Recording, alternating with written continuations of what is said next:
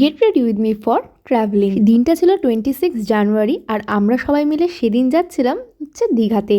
তো বেসিক্যালি আমরা শুধু চারজনও না, বাবার কাজের ওখানকার সবাই মিলে একটা ছোট ট্রিপ প্ল্যান করা হয়েছিল একদিনের জন্যই। নেক্সট দিনই আমরা ফিরে আসবো। ফার্স্টে তো ভেবেছিলাম কোনো রকম মেকআপ করবো না, বাট তারপর ঠিক করলাম না, একটু মেকআপ করেই নিই, সারাটা দিন তো থাকবে। তো তাই জন্য একটু মেকআপ করে নিলাম, আর তাই ভাবলাম তোমাদের সাথে একটু শেয়ার করে দিই।